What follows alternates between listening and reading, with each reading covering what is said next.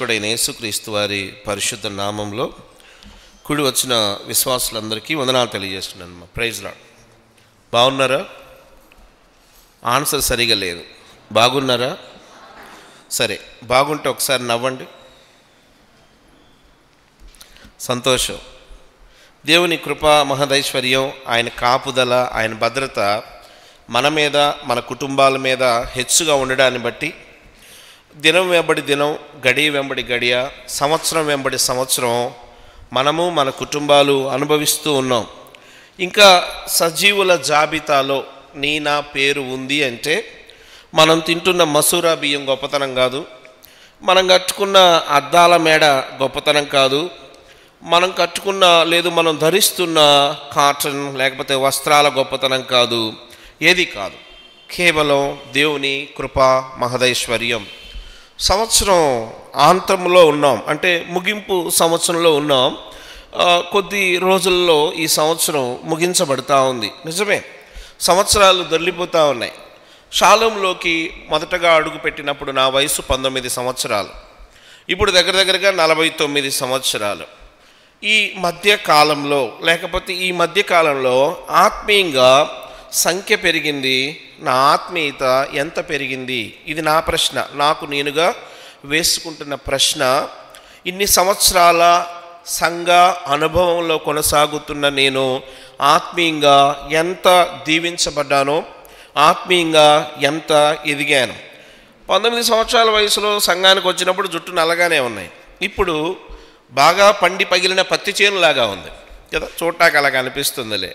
సరే, అప్పుడు కలజోడు లేదు, ఇప్పుడు కలజోడు వచ్చింది.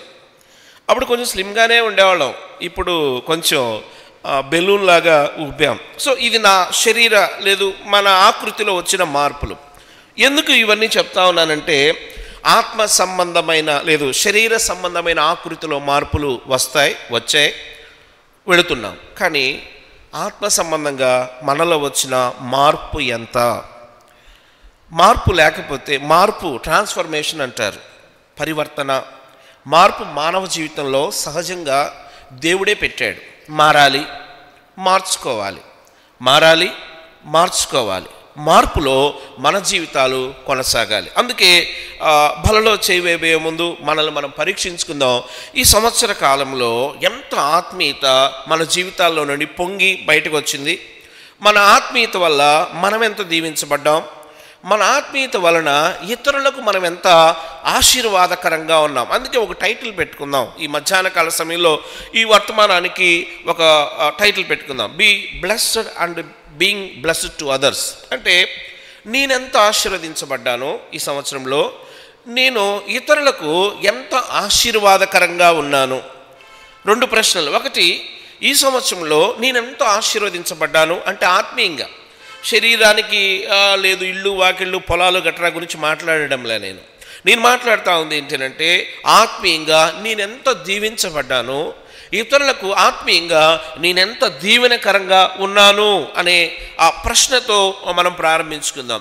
ఆదికాండం 18వ అధ్యాయము, వర్తమానంలోనికి వెళ్ళిపోదాం. ఆదికాండం 18వ అధ్యాయములో ఒక మాట మనం చదువుకుందాం. ఆదికాండం 18వ అధ్యాయము 1 నుంచి మనం 8 వచనాల వరకు చదువుకోవచ్చు. ఒక వచనం నేను చదువుతాను, ఇంకో వచనం మీరు చదవడానికి ప్రయత్నం చేయండి. ఆదికాండం 18వ అధ్యాయము 1 నుండి 8 వచనాలు మార్చి చదువుకుందాం. మరియు మమ్రే దగ్గరనున్న సింధూర వనములో అబ్రహాము ఎండవేళ గుడారపు ద్వారమందు కూర్చుని ఉన్నప్పుడు యెహోవా అతనికి కనబడెను. ఇప్పుడు మీ వంతు. 3 మనుష్యులు అతని ఎదుట నిలవబడి ఉండిరి. అతడు వారిని చూచి గుడారపు వాకిట నుండి వారిని ఎదుర్కొనుటకు పరిగెత్తి నేల మట్టుకు వంగి, ప్రభువా, నీ కటాక్షము నా మీదనున్న ఎడల ఇప్పుడు నీ దాసుని దాటిపోవద్దు. నేను కొంచెము నీళ్లు తెప్పించేదను, దయచేసి కాళ్ళు కడుక్కొని ఈ చెట్టు కింద అలసట తీర్చుకొనుడి. కొంచెం ఆహారము తెచ్చేదను, మీ ప్రాణములను బలపరుచుకునుడి, తర్వాత మీరు వెళ్ళవచ్చును. ఇందు నిమిత్తము గదా మీ దాసుని యొద్దకు వచ్చితిరనెను. వారు నీవు చెప్పినట్లు చేయమనగా, సారా యొద్దకు త్వరగా వెళ్ళి నీవు త్వరపడి 3 మానికల మెత్తని పిండి తెచ్చి పిసికి రొట్టెలు చేయమని చెప్పి మరియు అబ్రహాము పశువుల మందకు పరిగెత్తి ఒక మంచి లేత దూడను తెచ్చి ఒక పనివానికి అప్పగించెను. వాడు దాన్ని త్వరగా సిద్ధపరిచెను. అతడు వెన్నను పాలను తాను సిద్ధం చేయించిన దూడను తెచ్చి వారి ఎదుట పెట్టి వారు భోజనం చేయించుండగా వారి యొద్ద ఆ చెట్టు కింద నిలిచాను. వాక్య సహాయం కొరకు చిన్న ప్రార్థన చేసుకుందాం. మనుషులు మాట్లాడితే ఉపయోగం లేదు. మనుషులందరూ వెర్రివారే, వెర్రి ఆలోచనలు కలిగిన వారే, దేవుని చిత్తాన్ని చేయని వారే, దేవునికి ఎదురాడిన వారే, దేవునికి అవిధేయతను ప్రదర్శించిన వారే. ప్రభు సహాయాన్ని కోరుదాం. మన దేవుడు మాట్లాడే దేవుడు. చిన్న ప్రార్థన. మహాపరిశుద్ధుడా, నీ పాస్ అనేదికి వస్తూ ఉన్నాం. ఆరాధన వర్తమానంలో నాయనా, నా మట్టుకు నన్ను, మా మట్టుకు మమ్ములను ఎంత చక్కగా నీ ఆరోగ్యకరమైన రెక్కల కింద భద్రపరిచారు. నీ కాపుదల ఎంత గొప్పది నాయనా, నీ సంరక్షణ ఎంత గొప్పది, నీ విమోచన ఎంత గొప్పది. అటు గొప్ప ఆ రక్షణ, విమోచన, ఆదరణలతో నన్ను కూడా నింపినందుకు వందనాలు.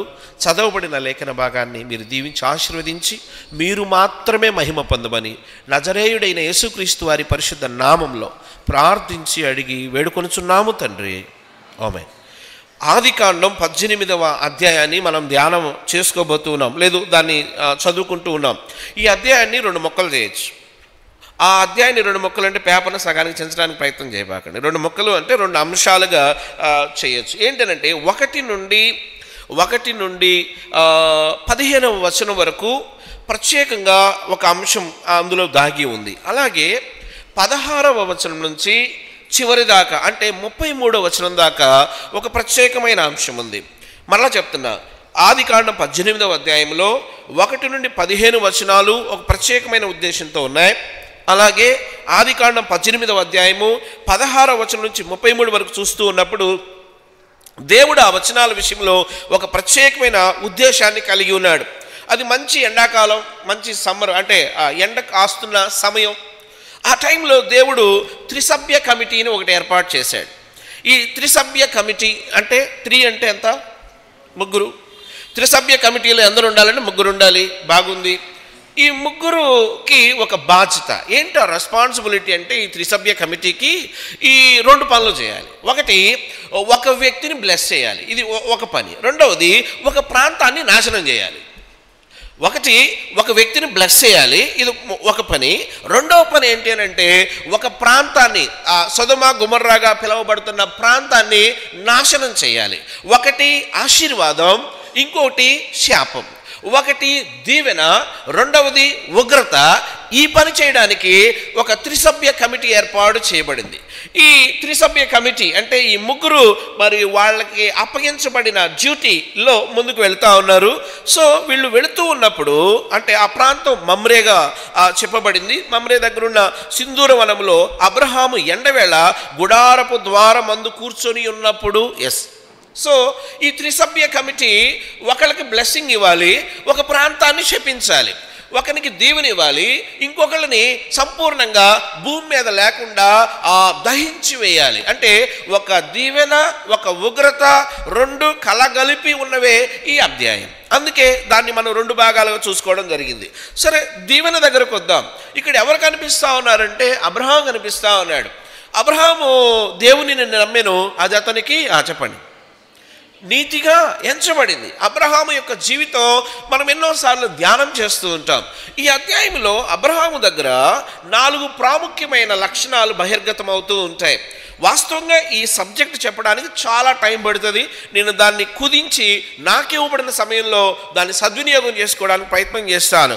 4 రూపాలు కనిపిస్తాయి. అంటే 4 ఎలా చెప్పాలంటే అబ్రహాము కనబరిచిన 4 దైవిక లక్షణాలు ఈ యొక్క అంశంలో మనకు కనిపిస్తాయి. అవి టైటిల్స్గా పక్కన పెట్టి రిజర్వ్ చేసుకొని ఉందాం. ఒకటి సేవించుటకు వేగిరపడే అబ్రహాము. మొదటి మాట, సేవించుటకు వేగిరపడే అబ్రహాము. ఇది 2 నుంచి 4 వచనాలు కనిపిస్తూ ఉంటాయి. రెండవ స్వారూప్యం ఏంటి అని చూసినప్పుడు, ఒకటి సేవించుటకు వేగిరపడిన అబ్రహాము, పక్కన పెడదాం, రిజర్వ్ చేసుకుందాం. రెండవది ఆతిథ్యమిచ్చు అబ్రహాము. ఈ మాట ఎక్కడ ఉంది అని అంటే 5వ వచనం నుంచి 8వ వచనం వరకు ధ్యానం చేస్తూ ఉన్నప్పుడు ఆతిథ్యమిచ్చు అబ్రహాము రిజర్వ్ చేసి పక్కన పెట్టుకుందాం. మూడవ మాట ఏంటంటే 9వ వచనం నుంచి 15వ వచనం వరకు చూస్తే ఆశీర్వదింపబడిన అబ్రహాము కనిపిస్తా ఉన్నాడు. ఆశీర్వదింపబడిన అబ్రహాము కనిపిస్తా ఉన్నాడు. బాగుంది. ఇప్పటికి 3 మాటలు వచ్చాయి. ఒకటి సేవించుటకు వేగిరపడే అబ్రహాము, రెండవ మాట ఆతిథ్యం ఇచ్చు అబ్రహాము, మూడవ మాట ఆశీర్వదింపబడిన అబ్రహాము. నాలుగవ మాట దగ్గరకు వస్తే అంటే 16 నుంచి ముగింపు దాకా చదువుకున్నప్పుడు ఉగ్రతను తప్పించుటకు ప్రయత్నించిన అబ్రహాము, ఉగ్రత నుండి అంటే నీతిమంతుల పక్షంగా నిలబడిన అబ్రహాము, లేదు ఉగ్రత నుండి తప్పించడానికి ప్రయత్నం చేసిన అబ్రహాము. ఇప్పుడు 4 మాటలు చూసాం. మళ్ళా ఒకసారి రివ్యూ చేసుకుందాం. ఒకటి చెప్పండి.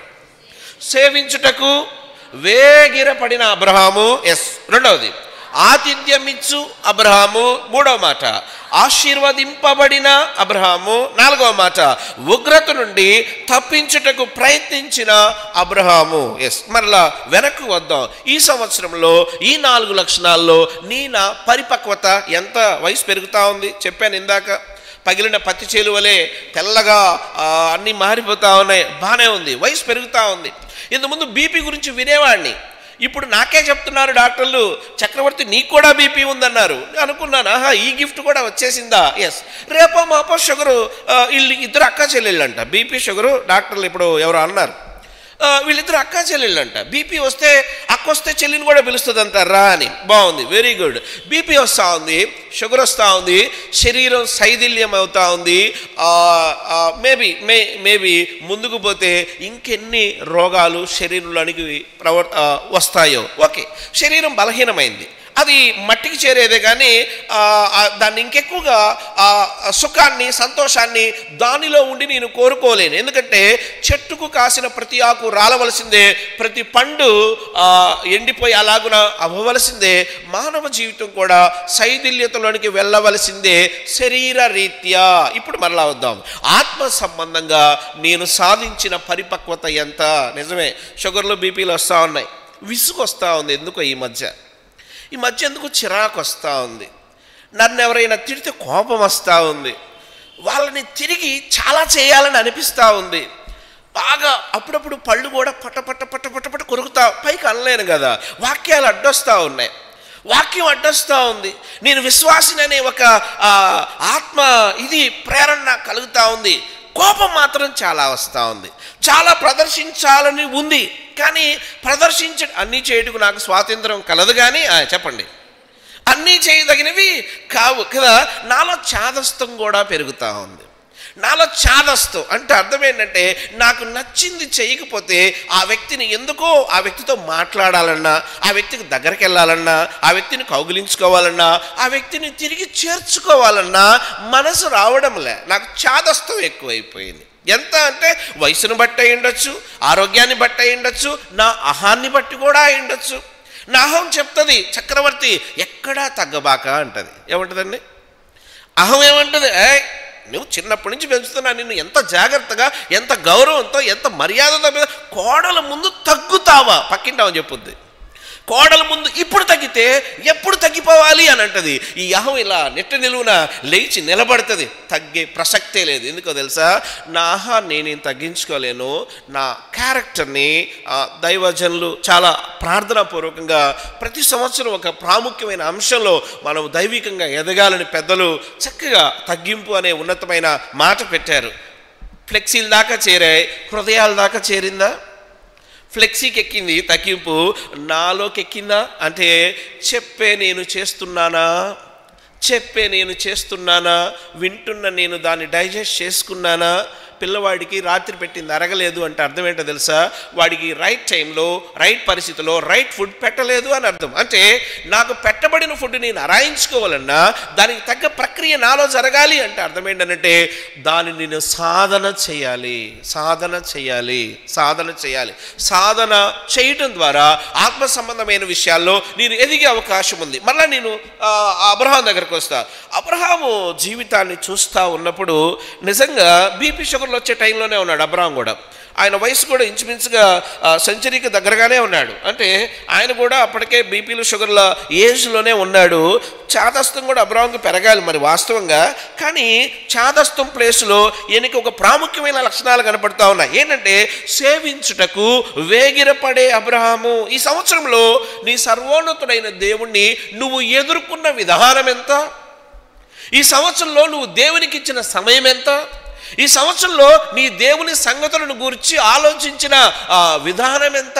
ఎస్ కదా, పిల్లల గురించి ఎంత ఆలోచిస్తారో తల్లిదండ్రులు, పిల్లల గురించి ఎంత ఆలోచిస్తారో, ఏ స్కూల్లో చదివించాలి, ఏ కాన్వెంట్లో, ఏ కాలేజీలో, వాడికి పెళ్ళెట చేయాలి, ఎన్ని ఆస్తులు సమకూర్చాలి, లేకపోతే వాడిని బ్రతకడం ఎలా తర్ఫీదిచ్చి వాడిని లోకంలోనికి వదలాలి, ఎన్ని ప్లాన్ చేస్తామో. మంచిది, ఆలోచించాలి.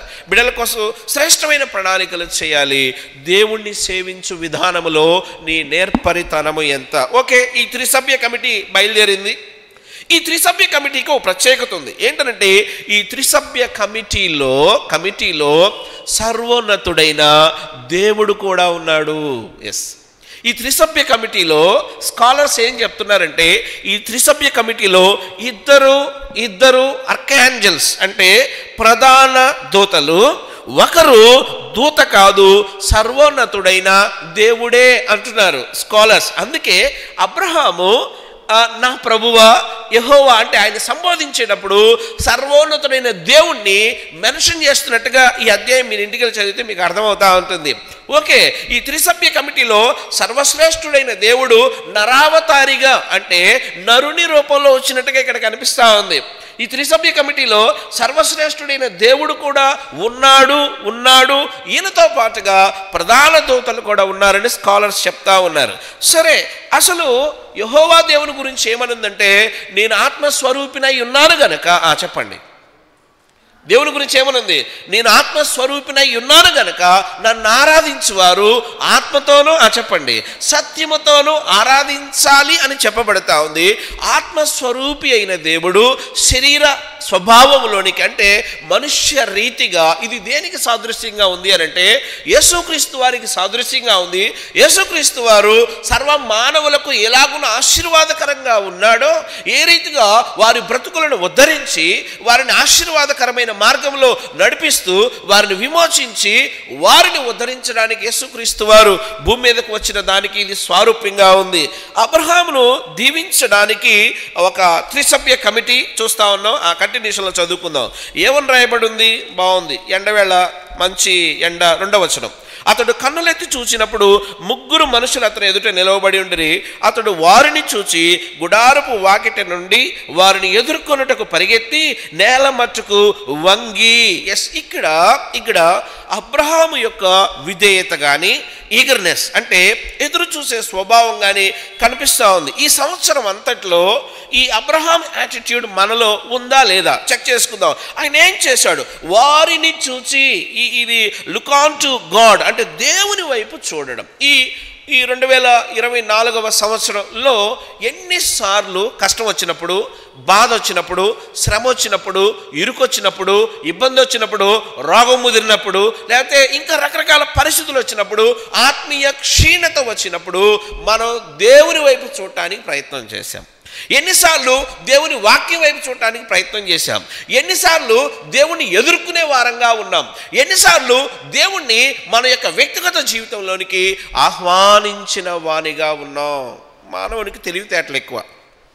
ఎంత తెలివితేటలు అంటే బ్రెయిన్ ఒక వండర్ఫుల్ ఫంక్షన్. మనిషి తనకున్న బ్రెయిన్లో కేవలం 40 లోపే వాడతాడట బ్రెయిన్. ఇంకా రిమైనింగ్ 60 ఐడల్గా ఉంచేస్తాడట.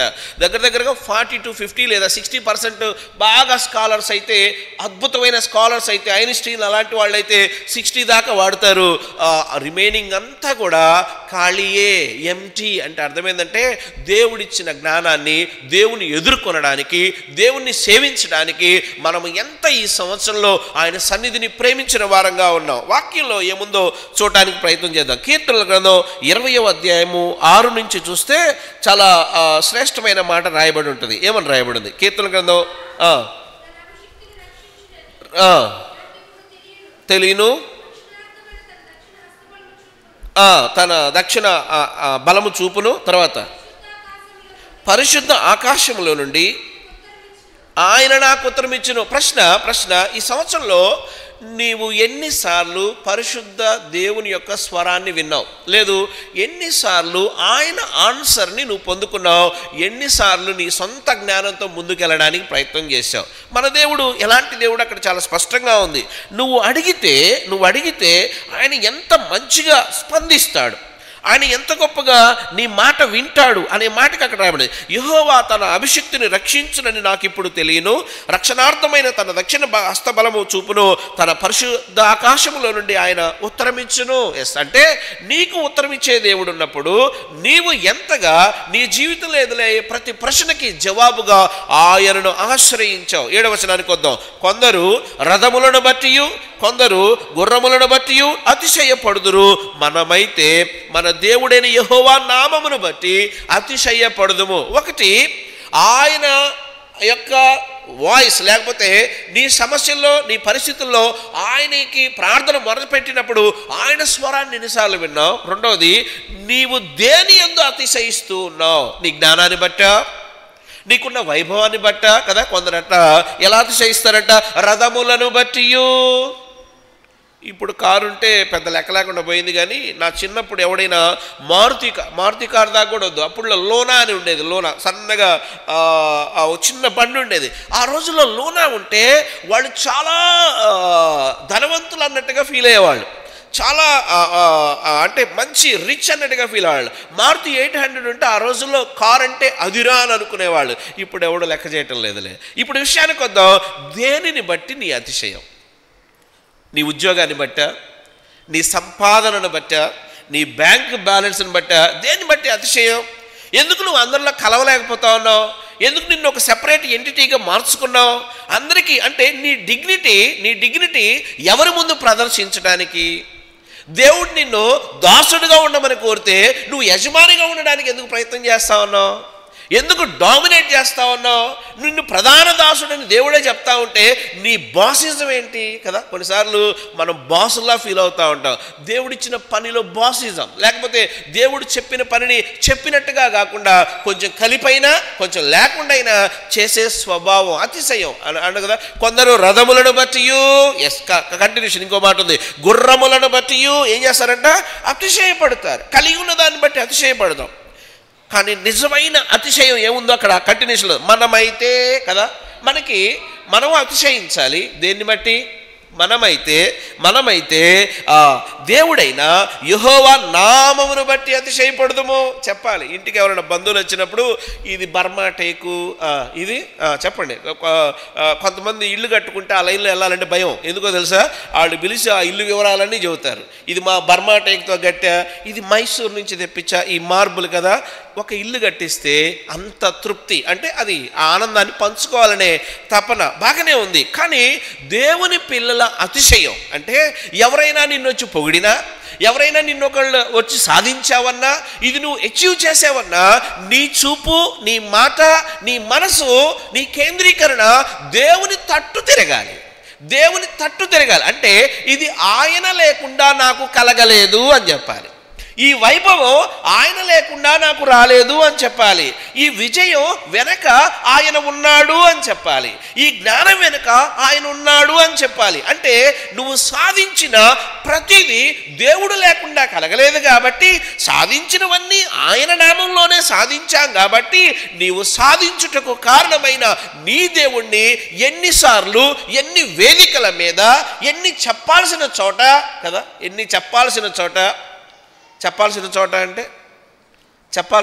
అంటే ఒక స్నేహితుడు చెప్తా ఉన్నాడు. వాడి పేరు వేరుగా ఉంటుంది, పిలిచేది వాడు అసలు పేరు వేరుగా ఉంటుంది. మా చేత పిలిపించుకునే పేరు ఒకటి ఉంటుంది, ఆఫీసులో ఒక పేరు ఉంటుంది. ఒకసారి కాల్ వచ్చినప్పుడు సెల్ ఫోన్ చూస్తే ఆ పేరు మీద పడతా ఉంది. నేను అడిగాను, నీ పేరు ఇది కాదు కదా అన్నాను. కాదు, ఆఫీసులో నేను పలానా అని తెలిస్తే నన్ను పలానా అనుకొని నాతో కొంతమంది మాట్లాడరు. అలా వాళ్ళ మధ్య ఆ డీవియేషన్ రాకుండా ఉండడం కోసం ఆఫీసులో ఒక పేరట, క్రైస్తవ సమాజంలో ఒక పేరట.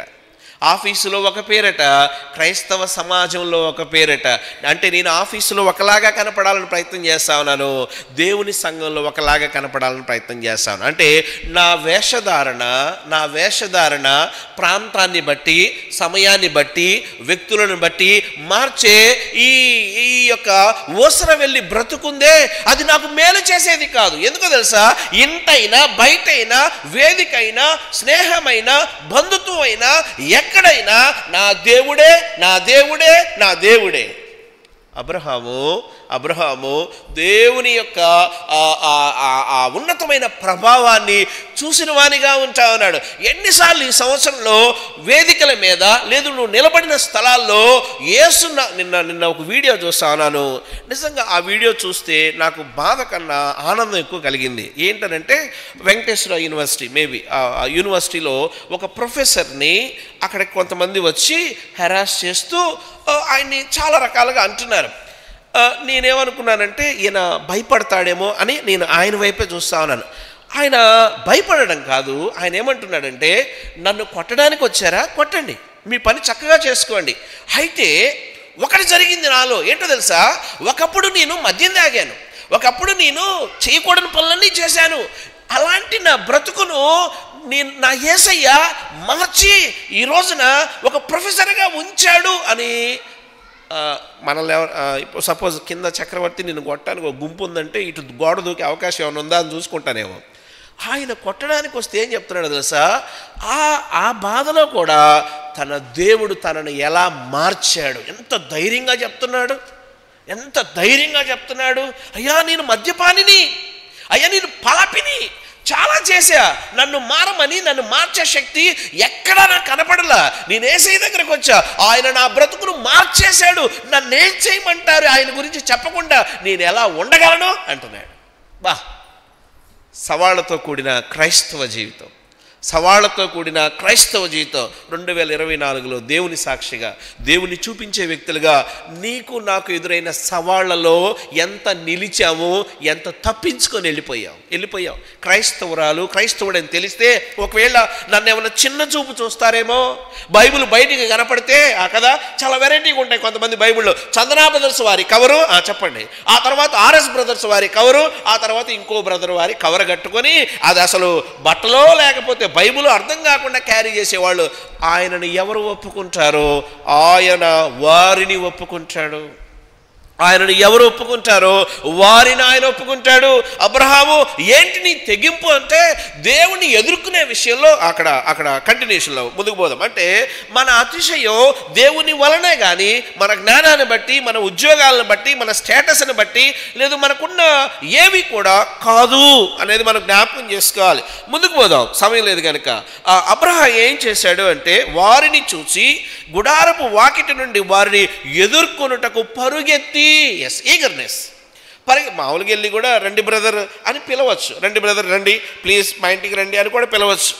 ఇక్కడ అబ్రహాములో ఏం కనిపిస్తూ ఉందంటే ఈగర్నెస్, అంటే సర్వశ్రేష్టమైన వారిని తన ఇంటిలోనికి ఆహ్వానించాలనే తపన అంటే దైవత్వాన్ని లేదు దేవుని యొక్క ఉన్నత స్థితిని అర్థం చేసుకున్నవాడే దైవికమైన వ్యక్తుల దగ్గరికి, దైవికమైన పరిస్థితులను బలంగా కోరుకోవడం.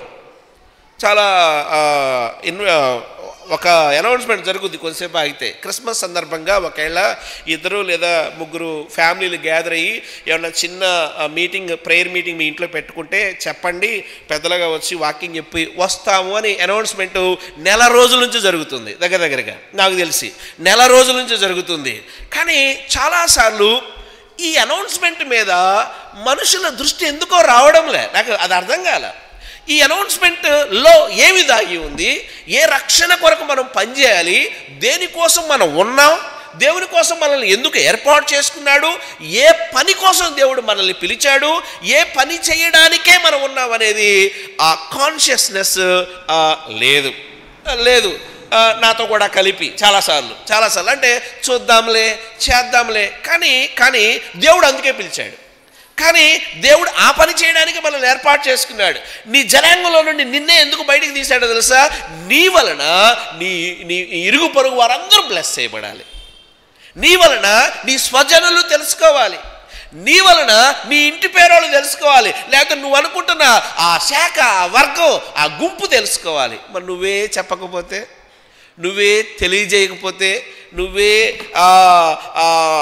కామ్గా వచ్చి కామ్గా వెళ్ళిపోతే, నువ్వు అసలు ఒక సంఘానికి రిప్రజెంటేటివ్ అని నీ పక్కింటావుగా తెలుసా? నువ్వు ఆ సంఘంలో నాయకుడు అని నీ పక్క ఆయనకైనా తెలుసా? ఈయన ఒక పరిశుద్ధ సంఘానికి వెళతాడు, అక్కడ పరిశుద్ధుడైన దేవుడున్నాడు, పరిశుద్ధ దేవుణ్ణి సేవించే అన్న ఆ గొప్ప స్థితిలో ఉన్నాడని నీ పక్కింటోళ్ళన్నా గుర్తెరిగారా కదా? ఎంత రహస్యమైన భక్తో, ఎంత నేను, నా పిల్లలు, నా కుటుంబం, ఎవరు ఎలా పోతే నాకేంటి కదా? అంటే ఆత్మల ఎడల భారం లేని స్థితి. అబ్రహాము, నీకెందుకు ఇంత భారం? అబ్రహాము అక్కడ చూశాడంట, మంచి ఎండ టైం, ఎంత అంటే అల్లంత దూరంలో చూసి పరిగెడతా ఉన్నాడు. అంటే దేవుని సన్నిధి విషయంలో నీ శ్రద్ధ ఎంత? ఓ ప్రశ్న అడుగుతాను, కష్టమైన ప్రశ్న కాదు, చాలా తేలికైన ప్రశ్న. మన ఆరాధన ఎన్నింటికి చెప్పండి? ఎన్నింటికి వచ్చావు? ఆరాధన ఎన్నింటికి? 9:30 అంటాము. కొంచెం సండే స్కూల్ పిల్లల కిందకి వెళ్ళి సర్దుకోవడానికి ఒక 10-15 నిమిషాలు అలాగ అవుతుంది. ఓకే, 9:10 అనుకోండి. ఓకే, ఎన్నింటికి వచ్చావు? ఎందుకు లేట్ అయింది? ఒకవేళ నువ్వు గవర్నమెంట్ ఎంప్లాయీ అనుకో, పాత రోజుల్లో ఏలుముద్రలు లేపించేవాళ్ళు కదా, తంబు వేస్తే పలానా టైం అనేది పడేది. ఇప్పుడంటే తలకాయ తీసుకెళ్ళి మొక్కం దానిలో పెట్టాలంట, ఆ స్కానర్లో. అంటే ఆయనే ఎందుకని వేలుముద్రలు తయారు చేయించుకొని పెడుతున్నారంట అక్కడ, ఎవరు ఉద్యోగాలకు రాకుండా. అందుకని ఇక మొక్కలు తయారు చేసుకోవడం ఇంకా టెక్నాలజీ రాలేదేమో, కాస్త ఆ పద్ధతి. ఇప్పుడు ఇలా అనుకో, ఇలాంటిది ఒకటి పెడితే, పెట్టంలే కంగారు ఏమొద్దు, ఇలాంటిది ఒకటి పెడితే దేవుని ఇంటి ఎడల నీ శ్రద్ధ ఎంత? అడగడనా? చూసి చూడట్టు పోతాడనా? క్షమిస్తాడనా? ఎంత నిర్లక్ష్యం! ఈ 2024వ సంవత్సరంలో దేవుణ్ణి ఎదుర్కోవడానికి నువ్వు చూపిన చొరవ ఎంత? ఈ 2024 సంవత్సరంలో దేవుని పని చేయడానికి నేను అవైలబుల్ అని ఎంతగా చెప్పావు, ఎంత చొరవ తీసుకొని నువ్వు దేవుని పనిలో ఇన్వాల్వ్. అబ్రాం, ఎందుకు పరిగెత్తుతావు? వచ్చేవాళ్ళు ఇటే వస్తారు, నువ్వు అంత పరిగెత్తి అంత ఇది చూపించాలా కదా? అవును, చూపించాలి. ఎందుకో తెలుసా? దేవుని ప్రజలు దేవుని నీ ఎదుర్కొనే విషయంలో ఈగర్నెస్ ఉండాలి. ఆరాధనకి వెళ్ళేటప్పుడు తపన ఉండాలి. 1 నిమిషం లేట్ అయితే ఫీల్ అవ్వాలి, బాధపడాలి. 1 నిమిషం లేట్ అయితే ఏడవాలి. దేవుని సన్నిధిలో దేవుని వాక్యాన్ని పోగొట్టుకుంటే, సగం వర్తమానం అయిపోయిన తర్వాత వస్తే నువ్వు ఎంత భాగ్యాన్ని పోగొట్టుకున్నావో తెలుసా? ఎంత ధన్యతను పోగొట్టుకున్నావో తెలుసా? ఎంత లేట్ కమ్మర్గా ఉన్నావో తెలుసా? నీ విషయంలో దేవుడికి కలిగే చింత ఎంత గొప్పదో తెలుసా? పాటలు పాడేది టైంపాస్ కోసం కాదండి. అసలు పాటల ద్వారా కూడా కీర్తనీయుడైన ఆయనను కీర్తించడానికి, ఆ కీర్తించే స్వరం ఏది? ఆ పాటలు పాడే టైంలో నువ్వు లేవుగా, కీర్తించే భాగ్యం పోగొట్టుకున్నావుగా, ఆది ఎంతో అంతమేదో తెలియకుండా పోయిందిగా. అంటే అర్థమేంటంటే ఈ 2024 సంవత్సరంలో ఎలా ఆయన కొరకు ఎదురు చూసాం. ముందుకు పోదాం, టైము స్పీడ్గా పరిగెడతా ఉంది. ఓకే, సేవించి అబ్రహాము యొక్క గుణాలు చూస్తాను. 1, వారిని చూచాడు. 2, పరిగెత్తాడు. 3వది ఏం చేశాడంటే వాళ్ళని చూసి, అతడు వారిని చూచి గుడారపు వాకిటి నుండి వారిని ఎదుర్కొన్నట్టుకు పరిగెత్తి నేల మట్టుకు వంగడం. బెండ్ అనేది ఏంటి అని అంటే, ఈ బెండ్ అనే మాట శరీర సంబంధమైంది కాదు, కానీ బెండ్ యువర్ సెల్ఫ్ అంటే అర్థమైందంటే నా అహాన్ని వంచటం, నా డిగ్నిటీని వంచడం, నా యొక్క నేను ఏది ప్రివిలేజ్గా ఫీల్ అవుతున్నానో దానిని సైతం దేవుని కోసం వంచడం. అంటే ఐఎమ్ నథింగ్ ప్రభువా, నేను కాదు ఇక నీవే అని చెప్పడం. అబ్రహాము బెండ్ అనే మాట అర్థం ఏంటో తెలుసా?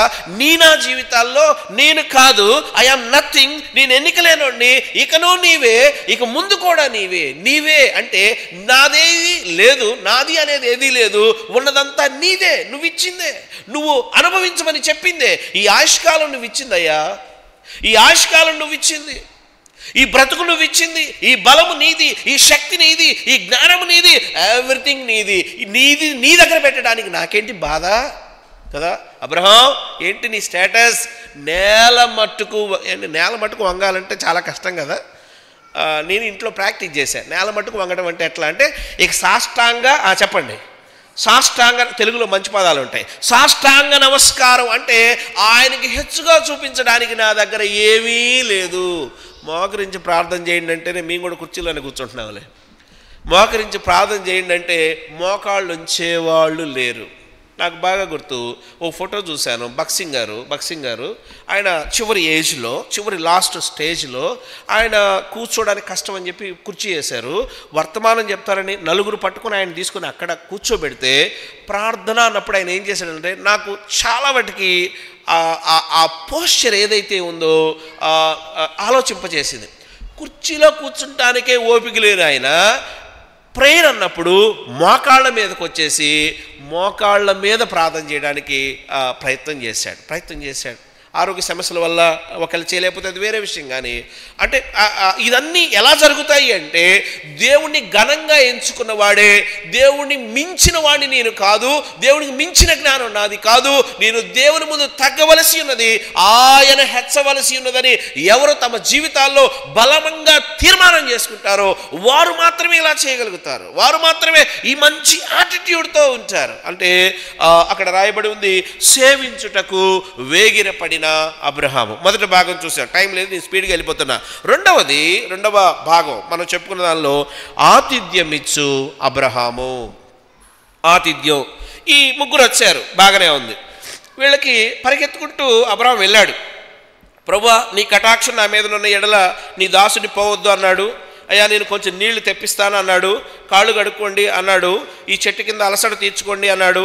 ప్రాణం తెప్పనిల్లడానికి, బలం తెచ్చుకోవడానికి ఆహారం. దేవుడికి ఆకలేస్తుందా అండి? దేవునికి ఆకలేస్తుందా?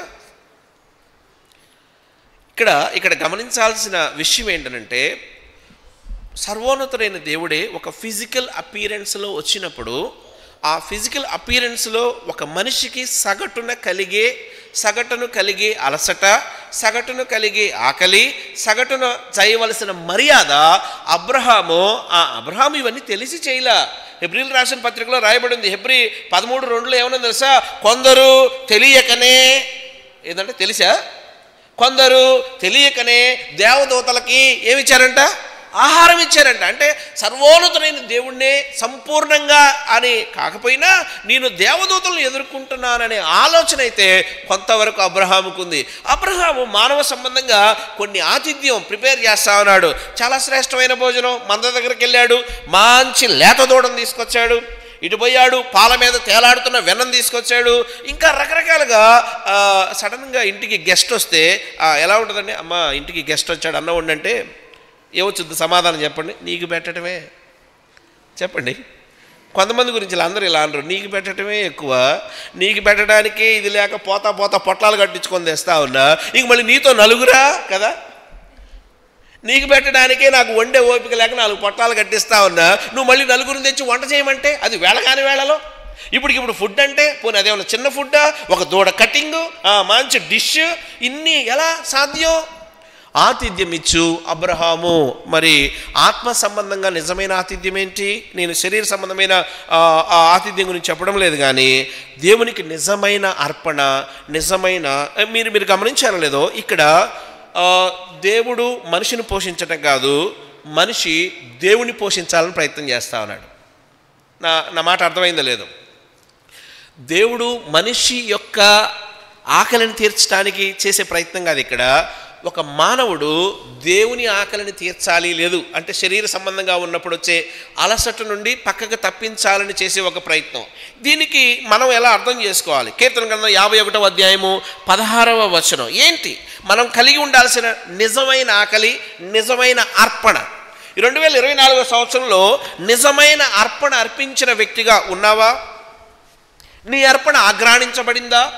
ఈ 2024వ సంవత్సరంలో నీ యొక్క అర్పణ, లేదు నువ్వు ఏదైతే ఇది నీదే అని చెప్పావో దానికి రాజముద్ర ఉందా? అంటే అది యాక్సెప్ట్ చేయబడిందా? అది బ్లెస్ చేయబడిందా? ఏమని రాయబడింది? కీర్తన గ్రంథం 51:16 ఏమన్నా?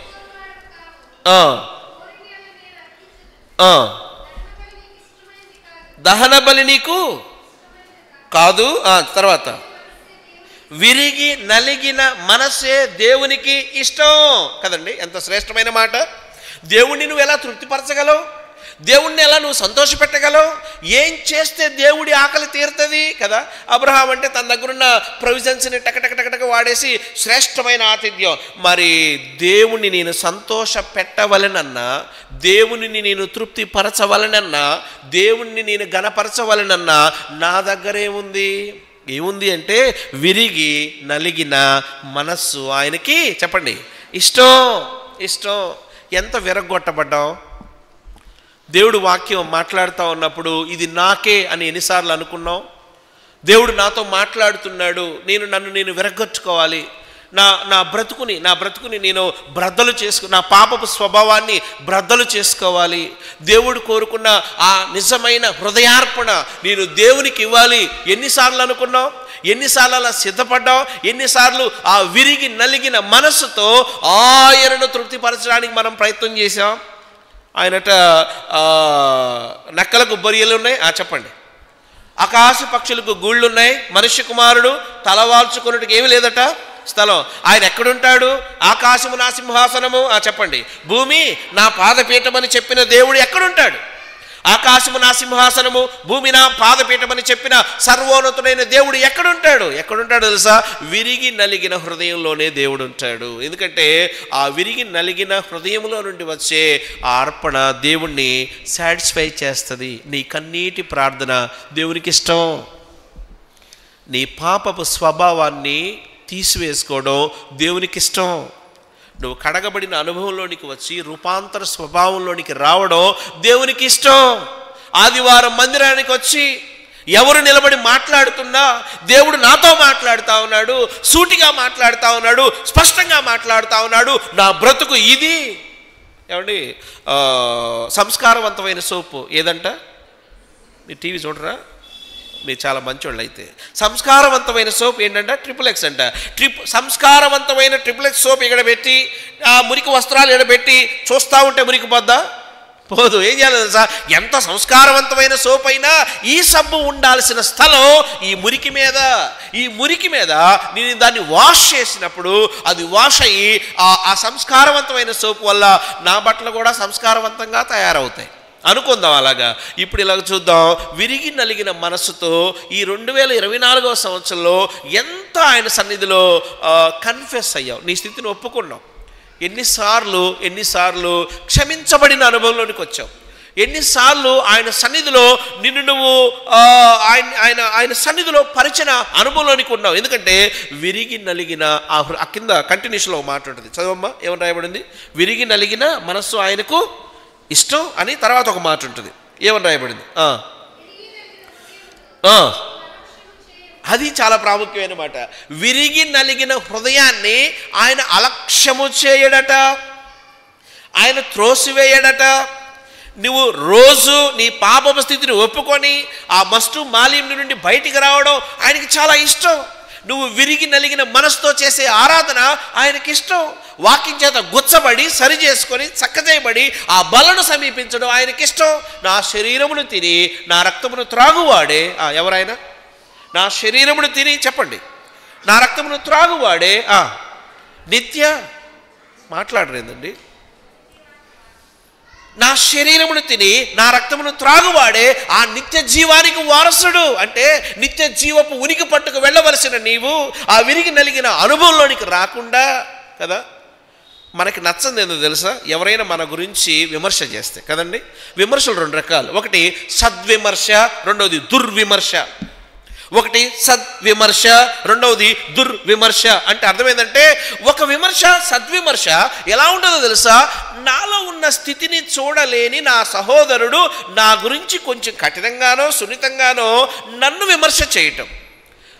క్రైస్తవులకి ఒక ప్రాముఖ్యమైన లక్షణం ఉండాలి. ఎప్పుడైనా ఎవరైనా నీ దగ్గరకు వచ్చి నీలో ఇది బాగోలేదు అంటే తిరిగి అటాక్ చేసే కన్నా ఒక్క నిమిషం ఆలోచించి ఈ వ్యక్తి ఈ లక్షణాన్ని నాలో చూడాలనుకుంటున్నాడు, ఇది నాలో ఉందా లేదా అని ఒక్కసారి జస్టిఫై చేసుకుంటే మనం అద్భుతంగా రూపాంతరంలోనికి వచ్చే అవకాశం. దుర్విమర్శ ఉంటుంది. అంటే ఈయనకి కోపం, ఈయనకి కక్ష, ఈయన నీ ముఖం చూడాలంటే ఈయనకు బాధ, నిన్ను ఒప్పుకోలేడు. ఈయన మనసు అంగీకరించదు. ఈయన చేసే విమర్శ దుర్విమర్శ, అది అదొద్దు. దాన్ని తీసుకోవాల్సిన అవసరం కూడా లేదు, దాని గురించి బాధపడాల్సిన అవసరం కూడా లేదు. అది దేవుడు చూసుకుంటాడు.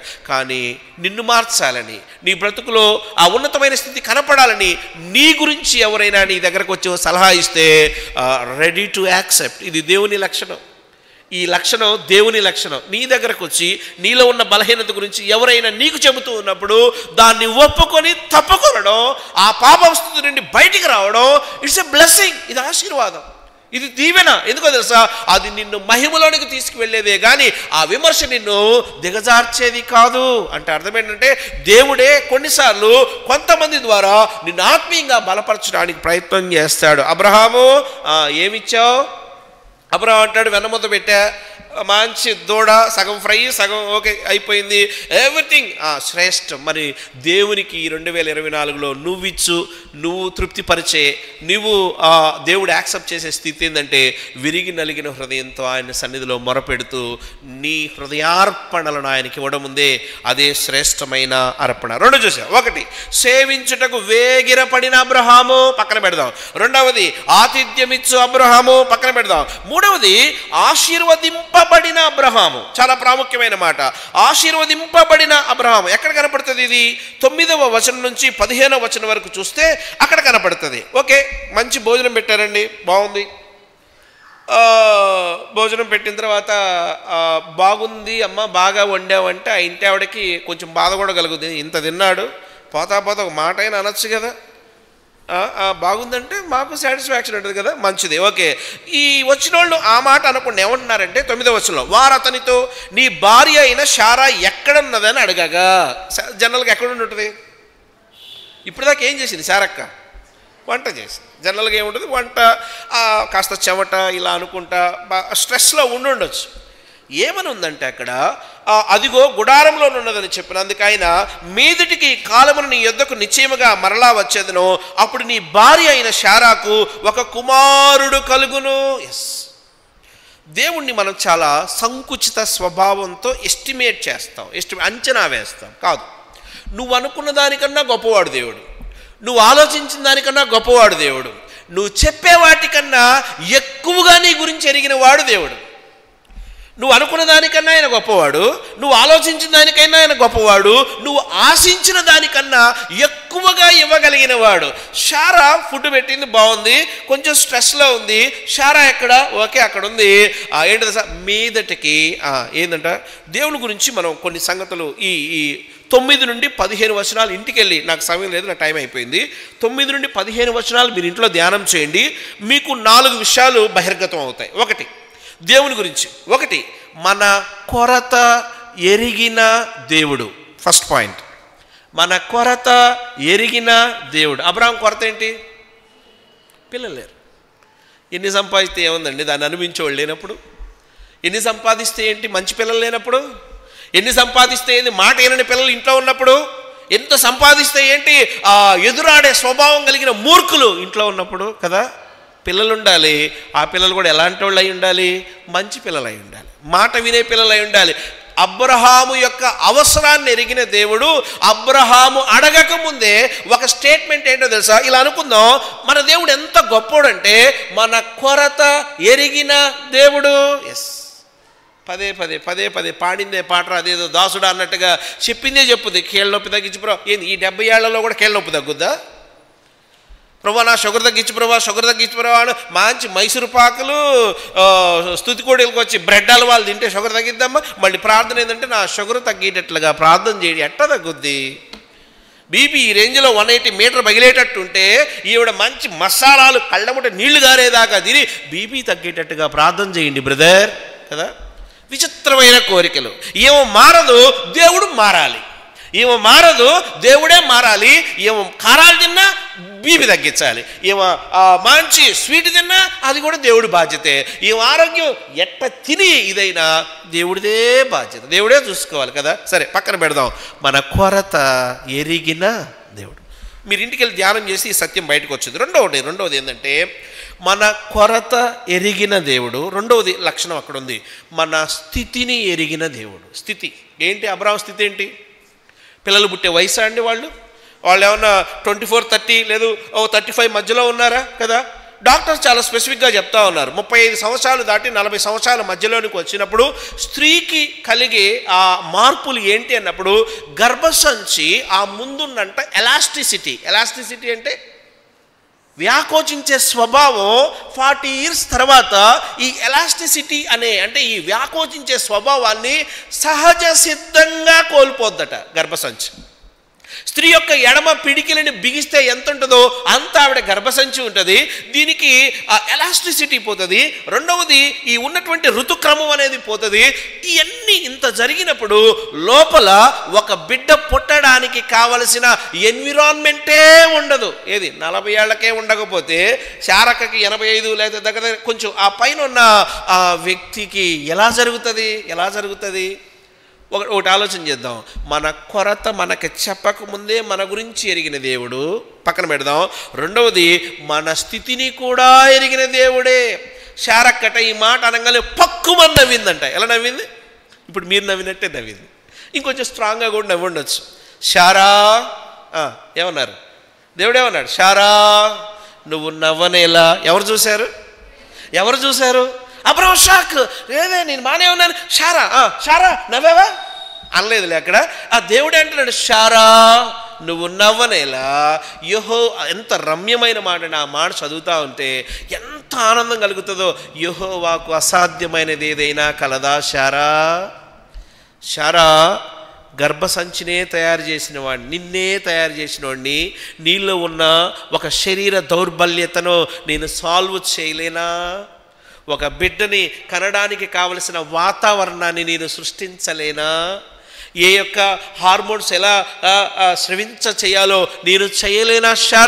శారా నువ్వు నవ్వనేలా. యెహోవాకు అసాధ్యమైనది ఏదైనా కలదా శారా అంటూ అక్కడ ఒక శ్రేష్టమైన మాట ఏంటంటే సార్, నిశ్చయం ఏంటంట, మీదటికి ఈ కాలమున నిర్ణయ కాలమందు నీ యొద్దకు తిరిగి వచ్చేదును, అప్పుడు శారాకు కుమారుడు కలుగును. ఒకటి కొరతను ఎరిగిన దేవుడు, 2 స్థితిని ఎరిగిన దేవుడు, 3 హృదయం ఎరిగిన దేవుడు. అంటే నీ హృదయాంతరంగాల్లో ఏమనుకుంటున్నావో దేవుడికి తెలుసు.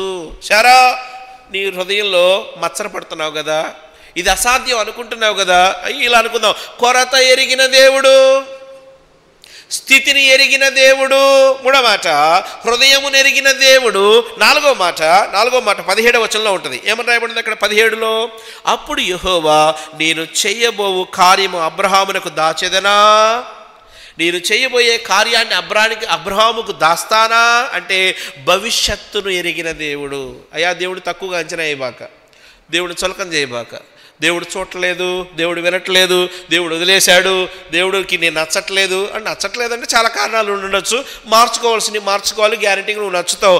కానీ వాస్తవం ఏంటంటే ఆయన నీ కొరత ఎరిగిన దేవుడు, నీ స్థితిని ఎరిగిన దేవుడు, నీ హృదయం ఎరిగిన దేవుడు, నీ యొక్క భవిష్యత్తుని ఎరిగిన దేవుడు. ఏది కావాలో అది in his time he can do all things. ఆయన సమయంలో ఆయన సర్వము సమృద్ధిగా, ఘనంగా, వైభవంగా, దేవునికి మహిమకరంగా చేయగలిగిన శ్రేష్టమైన దేవుడు. 3 మాటలు చూసాం. ఒకటి, ఇప్పుడు అబ్రహాము దీవించబడ్డాడా లేదా చెప్పండి? 19వ వచనంలో ఉంది. 19వ వచనం ఏమన్నా? ఎట్లనగా యెహోవా అబ్రహామును గురించి చెప్పినది అతనికి కలుగజేయనట్లు తన తరువాత తన పిల్లలను తన ఇంటి వారును నీతి న్యాయములు జరిగించుచు యెహోవా మార్గమును గైకొనుటకు అతడు వారికి ఆజ్ఞాపించినట్లు నేను అతనిని ఎరిగి ఉన్నాను. అంటే అబ్రహాము పిల్లలే కాదు, ఆ తర్వాత సంతానం కూడా దీవెనకరమైన. ఒక పిల్లోడే లేదనుకుంటే పిల్లోడి సంగతి ఏంటి కదా? ఆయన ఆశీర్వదించే దేవుడు. అంటే అబ్రహాము ఆశీర్వాదం పొందాడు. ఎన్ని మాటలు చూసాం? 3 మాటలు. ఒకటి, సేవించుటకు వేగిరపడిన అబ్రహాము. రెండో మాట ఆతిథ్యం ఇచ్చు నా అబ్రహాము. 3వ మాట చెప్పండి, ఆశీర్వదింపబడిన అబ్రహాము. 4వ మాట చెప్పి క్లోజ్ చేస్తా. 4వది ఇప్పుడు సెకండ్ ప్యాసేజ్లోకి వచ్చాం. ఉగ్రతను తప్పించిన అబ్రహాము, తప్పించుటకు ప్రయత్నించిన అబ్రహాము. 16 నుంచి స్టార్ట్ అవుద్ది ఈ సెకండ్ ఇది. అప్పుడు ఆ మనుషులు అక్కడ నుండి లేచి సొదొమ తట్టు చూచిరి. ఇది సెకండ్. ఎంతమంది అట? మీరు ఈ సొదొమకి ఎంతమంది వెళ్ళారో అక్కడ రాయబడి ఉంటుంది. ఎక్కడ అంటే 19వ వచనం స్టార్టింగ్లో రాయబడి ఉంది. ఏమని రాయబడి ఉంది? 19 స్టార్టింగ్లో, ఆ సాయంకాలం మందు ఆ ఇద్దరు దేవదూతలు. వచ్చింది ఎంతమంది? ముగ్గురు. వచ్చింది ముగ్గురు. సొదొమకి వెళ్ళింది ఎవరు? ఇద్దరు. ఒకళ్ళు ఎవరి దగ్గర ఉన్నారు? అబ్రాహాం దగ్గర ఉన్నారు. అక్కడ ఏమని ఉంటుందంటే అబ్రాహాము ఇంకను యెహోవా సన్నిధానములో నుండి అని ఉంటుంది. అంటే అర్థం ఏంటంటే ఇద్దరు ఒక పని మీద వచ్చారు. ఒక ఆయనేమో అబ్రాహాముని బ్లెస్ చేయడానికి, అంటే సర్వోన్నతుడైన దేవుడు అబ్రాహాముని బ్లెస్ అంటే ఇస్సాకు యొక్క జననమును గురించి ఆ శుభవార్త వెల్లడి చేయడానికి సర్వోన్నతుడైన దేవుడే వచ్చాడు. ఇద్దరు దూతలకు అప్పగింపబడిన పని ఏంటో తెలుసా? వీళ్ళు నాశనమును జాగ్రత్తగా పర్యవేక్షించాలి. సొదొమ గొమొర్రా పట్టణం యొక్క భయంకరమైన తీవ్రత ఎలా ఉంటుందో పర్యవేక్షించి దాన్ని జాగ్రత్తగా ఇంప్లిమెంట్ చేయడానికి వచ్చారు. ఇది అబ్రాహాముకు తెలిసింది. అక్కడ 16వ వచనంలో, అప్పుడు ఆ మనుషులు అక్కడ నుండి లేచి సొదొమ తట్టు చూచిరి. అబ్రాహాము వారిని సాగనంపుటకు వారితో కూడా వెళ్ళెను. అప్పుడు యెహోవా నేను చేయబోయు కార్యము ఈ అబ్రాహామునకు దాచెదనా అన్నాడు. 20వ వచనానికి వద్దాం.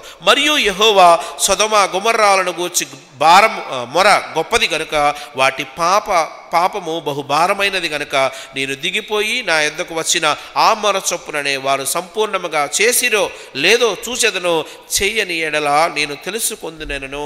ఇది సొదొమ గొమొర్రా పట్టణాల మీద వచ్చిన ఒక భయంకరమైన తీవ్రత. ఏమండి, గతంలో కూడా చెప్పుకున్నాం, 10 ఇళ్ళు అవతల ఇల్లు తగలబడుతుందని ఎవరు చెప్పారు? ఎలా ఉంటావు? నేను ఎలా ఉంటానన్నా, మంచి టీవీలో ఏదో వస్తా ఉంటా. ఇప్పుడు టీవీలో కూడా చూస్తున్నాడులే, సెల్ ఫోన్లో తలకాయ పెడితే ఎప్పుడు వస్తానో బయటికి తెలియదు.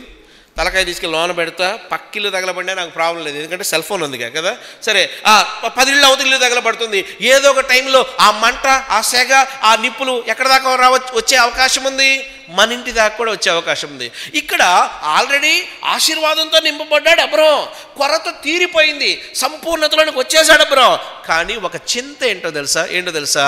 తన పక్కనున్న తన జనులు ఎవరున్నారు? అక్కడ సొదొమ గొమొర్రాలు ఎవరున్నారండి? లోతున్నాడు. దేవుణ్ణి మీరు ఇది ఇంటికి వెళ్ళి నిదానంగా ధ్యానం చేయండి, ఎంత బాగుంటుందంటే అక్కడ అంటాడు, అయ్యా 23వ వచనం ఏమన్నది అక్కడ? అబ్రాహాము ఇంకా యెహోవా సన్నిధిని నిలిచి ఉండెను. అప్పుడు అబ్రాహాము సమీపించడం, అయ్యా దుష్టులతో కూడా నీతిమంతుల్ని నాశనం చేస్తావా? ప్రశ్న ఏంటో తెలుసా? దుష్టులను నాశనం ఓకే, సరే పక్కన పెడదాం, వాళ్ళతో కలిపి వీళ్ళను కూడా నాశనం చేస్తావా? దేవుణ్ణి ప్రశ్నించడం. మీరు ఇది చదివితే 3 విషయాలు కనపడతాయి. 22వ వచనంలో తను ఆశీర్వదించబడిన తర్వాత కూడా దేవుని సన్నిధిలోనే ఉన్నాడు. 23వ వచనంలో నీతిమంతుల పక్షాన నిలుచుటకు తీర్మానం చేసుకున్నాడు. నీతిమంతుల పక్షాన నిలవబడుటకు తీర్మానం చేసుకున్నాడు. ఇప్పుడు ఇలా ప్రశ్న వేద్దాం, మన కళ్ళ ముందు ఎంతోమంది నశించిపోతున్నారు. భారం ఎంత? రాజ్యం మీదకి రాజ్యం, ప్రజల మీదకి ప్రజలు. మీరు ఐక్యరాజ్య సమితి ఏం చెప్తా ఉందంటే అసలు ఇది వరల్డ్ వార్కు నాంది అని చెప్తూ, ఏమీ ఎరగని చిన్న పిల్లలు సైతం కూడా బంతుల్లాగా వాళ్ళ తలలు పుచ్చకాయలు పగిలిపోతా ఉన్నారు. అసలు చెయ్యి కాలు పోగొట్టుకున్న ఒక పిల్లవాడు తనకు చెయ్యి కాలు పోయిందనే ఇది కూడా సెన్స్లో లేడు, ఎందుకంటే తనంతా దానికి ఇవ్వబడిన మత్తు అలా ఉంది. ఆ ఉన్న ఒక్క చేత్తో ఆడుకుంటా ఉన్నాడు. ఆ డాక్టర్ ఏమంటున్నాడు తెలుసా? ఈ పిల్లవాడికి ఆ రెండో చెయ్యి లేదన్న విషయం కూడా ఇంకా సెన్స్లోకి రాలేదండి కదా. మన పిల్లోడికి ఎదురురాయి తగిలితే ఎంత బాధపడిపోతామో, మన పిల్లోడు కొంచెం పడితే వాడికి ఎక్కడ దెబ్బలు తగిలి అని పెద్ద ఎంటి డాక్టర్ల దగ్గర తీసుకెళ్ళి వాడిని స్కాన్ చేసి అడావుడి చేస్తామో. నశించిపోతున్నారండి జనాభా, నాశనం అయిపోతున్నారండి జనాభా, శవాల గుట్టలుగా మారుతున్నారండి, రాక్షసుల కన్నా దారుణంగా తయారయ్యారండి. ఎంత భయంకరమైన పరిస్థితిలో అహం చంపుకోలేడు. ఓడిపోయానంటే అవమానం. ఈ ఓడిపోయానని ఒప్పుకునే మనసు లేకే కొన్ని లక్షల మంది ప్రాణాలను పరంగా పెడుతున్నారు. అబ్రాహాం దగ్గరికి వద్దాం. అబ్రాహాం బ్లెస్ చేయబడ్డాడు, ఇంట్లో థ్యాంక్స్ గివింగ్ మీటింగ్ పెట్టాలి యాక్చువల్గా ఇంటికి పోయి. కానీ పక్కన సొదొమ గొమొర్రా నాశనం అవుతే అంటాడు, అయ్యా ఒకవేళ 50 మంది ఉండి ఈ 50 మందిలో ఒకవేళ నీతిమంతుల పర్సంటేజ్ కొంచెం తక్కువగా ఉంటే ఒకవేళ నువ్వు దాన్ని నాశనం, కాన్వర్సేషన్ మీరు చూస్తే ఆ కింద ఎంత బాగుంటుందో. 26వ వచనం, యెహోవా సొదొమ పట్టణంలో 50 మంది నీతిమంతులు నాకు కనబడేలా వారిని బట్టి ఆ స్థలమంతటిని కాయుదును. వెంటనే 27 అంటాడు, ఇదిగో ధూళియు బూడిదనయున్న నేను ప్రభువుతో మాటలాడ తెగించుచున్నాను. అబ్రాహాము నువ్వు ఎవరిని ఎదుర్కొంటున్నావో తెలుసా? అబ్రాహాము నువ్వు ఎవరికి ఎదురుగా మాట్లాడుతున్నావో తెలుసా? నిజమే, నేను బూడిద లాంటివాడినే, నేను దుమ్ము లాంటివాడినే, కానీ ఒక విషయంలో నేను తెగిస్తున్నా, దేవునితోనే ఎదురు మాట్లాడుతున్నా. ఏంటో తెలుసా? ప్రభువా నీతిమంతులు కొద్ది మంది ఉన్నా వారి కోసం నువ్వు మొత్తాన్ని చేయొద్దు, ఆ నీతిమంతులను సంరక్షించు. ఈ ఫైట్ చూస్తే ఒక సత్యం నేర్చుకుందాం. ఉగ్రతను ప్రజల మీదగా పడకుండా ఉండడానికి లేదు. ఆ నీతిమంతులు అంటే అక్కడ లోతున్నాడు, లోతు ఫ్యామిలీ ఉంది, ఎంతో నీతిమంతుడని దేవుడే చెప్పాడు లోతు గురించి. సో అక్కడ నీతిమంతులకు ప్రమాదం వస్తుంది అన్నప్పుడు అడ్డం పడిన అబ్రహాం, అడ్డం పడ్డాడంతే, తెగించిన అబ్రహాం. మనకి యూట్యూబ్లో వస్తూ ఉంటాయి, పలానా చెంగయ్య గారు ప్రొఫెసర్ గారిని కొట్టారంటే సహజమేలే బ్రదర్ కదా. ఎంతమంది ప్రార్థన చేశారు, చర్చీలు కూలుస్తున్నారు, ఎంతమంది ప్రార్థన చేస్తున్నారు, మిషనరీలు ఏడుస్తున్నారు, లగ్జరీలు కదండి. నేను చాలాసార్లు చెప్తా ఉంటాను ఇలాగా, మాట కటువుగానే ఉంటుంది కానీ అర్థం చేసుకోవడానికి ప్రయత్నం చేద్దాం. ఏసీ 5 నిమిషాలు ఆగిపోతే ఎంత కోపం వస్తుందో, తిరిగే ఫ్యాన్ కరెంటు పోతే కరెంటు వాడిని ఎంత తిడతామో. ఏసీ ఫ్యాను 2 లేని చూడని ప్రాంతాల్లో సేవ చేస్తున్న మిషనరీలు ఉన్నారండి, మీకు తెలుసా? వాళ్ళు సేవకు రావటం ద్వారా, వాళ్ళ ఆత్మలు సంపాదించడం ద్వారా వాళ్ళు చాలా పోగొట్టుకున్నారు, ఆరోగ్యాలతో సహా. బాధ ఉందా? స్పందించే గుణం ఉందా? ప్రార్థించే తత్వం ఉందా?